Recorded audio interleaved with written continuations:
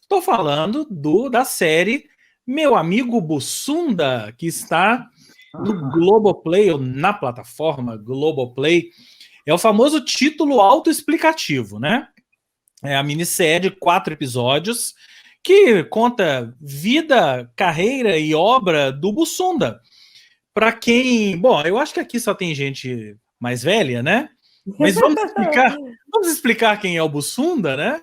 Bussunda fez parte do Cacete e Planeta. Na minissérie a gente vê direitinho como é que começou a história dele. Então o Bussunda, ele era, como direi, aliás, como direi não, como ele diz na própria minissérie, um vagabundo. Um vagabundo profissional. Vagabundo profissional, cujos pais perderam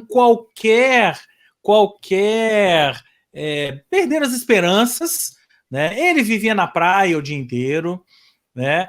Tinha 2 irmãos que assim, um é médico e o outro foi vice-presidente do BNDES, coisas do tipo, né? Ele tem uma passagem que ele fala isso. Eu era um vagabundo, um irmão médico e um outro que era vice-presidente do BNDES. E ele entrou na faculdade de comunicação para, como ele mesmo diz, para fumar maconha e porque não precisava fazer porra nenhuma, né? Isso tá tudo. Que beleza, que maravilhoso. E aí lá ele conhece os colegas, né? As pessoas que viriam a ser os seus parceiros. E lá ele conhece o William Bonner, né? Não, o mais legal, tem uma coisa que é engraçada, que eles mostram que ele é judeu, né? Filho de judeu, Besserman é o sobrenome. Na adolescência, ele frequentava uma colônia de férias para famílias judaicas, filhos de famílias judaicas, né? Quem frequentava essa colônia? Débora Bloch, aquela Débora Coker. Então ele foi amigo de adolescência dessa turma toda, né? Mas aí ele conheceu na faculdade os que viriam a ser seus companheiros, né? El de la Penha e por aí vai. E aí conta toda a história de como eles criaram a Caceta Popular e como eles conheceram os caras do Planeta Diário e depois a história toda.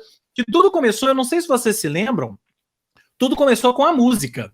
Então, era um show que eles faziam no Jazz Mania, todas as segundas-feiras, no Rio de Janeiro, que era a junção da Caceta Popular e do Planeta Diário.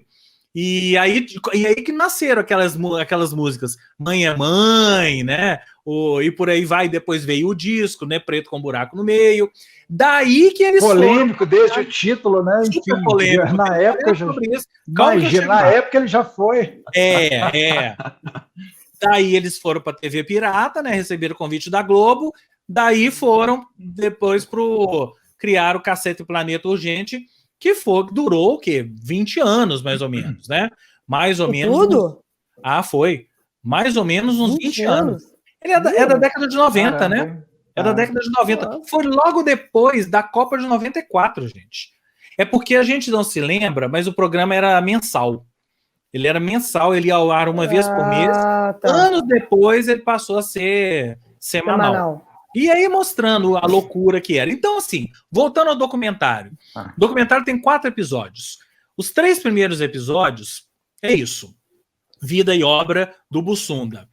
O 4º episódio, na verdade, da metade para frente do 4º episódio, porque a primeira metade ainda é como se fosse um resquício do 3º, é a filha dele, Júlia, que hoje tem 25, 26 anos, investigando o pai. Então ela é muito legal porque ela vai... Eu queria investigar o humor do meu pai. Qual é o legado do humor do meu pai? Então ela vai entrevistar Fábio Porchat, vai entrevistar Marisa Hort, né, um monte de gente legal. E fora entrevistar as pessoas do íntimo dela. Então, assim, as pessoas que trabalhavam na casa dela, a mãe, ela faz uma entrevista com a mãe, né, que é muito legal a entrevista dela com a mãe, e ela falando coisas do tipo, eu nem aprovava tudo, nem endosso tudo que meu pai fez do humor, porque eu acho que tem esse recorte temporal, né, e eu vim aqui exatamente para entender se o humor dele teria vez nos dias de hoje. Eu já respondo, claro que não. 90% das piadas do Caceta Planeta eu acho que não teriam vez no mundo de hoje. Ficou perdido lá no tempo, não à toa acabou. né? Não à toa acabou, eles ficaram velhos, tem outras gerações de humor que vieram aí fazendo humor mais de acordo com os nossos dias, né? Mas o fato é que o Bussunda era o caceta, gente. Ele era o seu caceta. Ele era o caceta. Os personagens que ele fazia, ele era o cara mais carismático, né? Ele não interpretava o Ronaldo Fenômeno. Era o Bussunda fazendo o Ronaldo. Então era o Bussunda ali, imitando o Ronaldo. E essa era a graça. Isso é que era legal no Bussunda. Morreu precocemente, né? Infarto, problema no coração, na época da Copa da Alemanha. É né? mesmo, é mesmo. Alemanha, eles estavam lá e tal. E eles contam bastidores daquilo ali, que eles estavam brigando muito entre eles, o que eles iam fazer, né? Que tipo de coisa que eles iam fazer.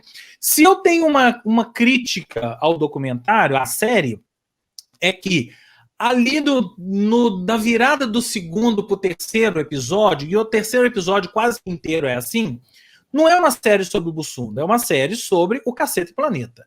Então ali é a história do Cacete Planeta, os quadros, como é que eles criaram. O Bussunda até perde o foco.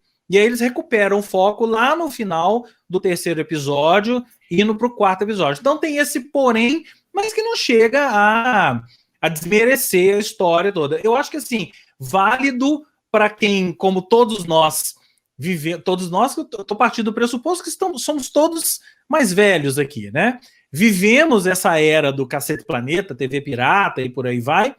E para quem é mais novo e não viveu, não conheceu, vale a pena conhecer e até fazer essa conexão com os dias de hoje e imaginar, será que teria espaço nos dias de hoje? Eu acho que não, né? Mas, ainda assim, conhecer um dos humoristas mais carismáticos da história do Brasil. Eu acho que ninguém tem dúvida disso, que o Bussunda foi extremamente carismático, talentoso, né, e marcou época. O Bussunda e o Cacete Planeta são parte da história do humor feito no Brasil, né? Agora, o James, essa história, sempre até vendo de novo, né, ela recorrendo ao Jerry Seinfeld, pensando em todos os comediantes, trazendo para o Brasil o Chico Anísio, o Jô Soares. Eu acho que os grandes humoristas, se eles, pensando assim, no legado, é óbvio, se eles deixaram grandes personagens, tiveram coisas geniais e tal. Agora, cara, o humor, assim, é a coisa do cotidiano também. Eu acho que essa crítica que é feita, a gente às vezes olha para trás, né, e pensa assim, tal, porque eles pararam, né? O Chico Anísio morreu, o Jô Soares parou bem antes, né? Fez o programa ali, o talk show, em que ele tinha apitado de humor, mas não era o programa jamais né, o Jô Soares humorista, assim. Eu acho que eles se adaptariam. Eram figuras geniais, assim. Eu acho que várias piadas iam ficar mesmo presas no seu tempo, como é assim, né?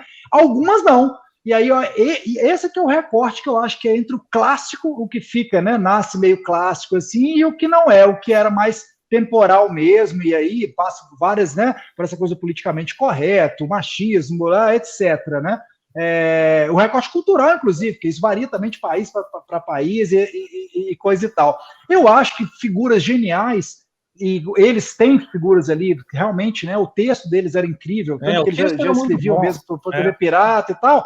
Então, assim, eu acho que eles se adaptariam, eles estariam aí fazendo humor da melhor qualidade, assim, né? Com acertos e erros, como é a gente fazer humor. Eu fico pensando, minha mãe fala uma coisa, sempre falou, né? Que assim, que é cruel você produzir humor semanal, né, para TV, por exemplo, que é muito maluco, assim, é difícil demais, né? Assim, mensal era ótimo. Eu acho que justamente o programa ele foi melhor quando ele foi mensal, que era a proposta inicial. Assim, eles né? mostram Todos isso, se desgastam.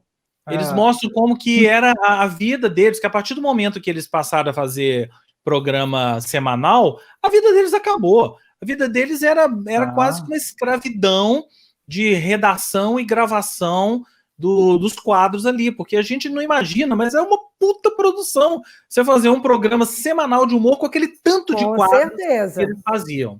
Né? Então a vida deles acabou ali, eles eram quase que escravos mesmo.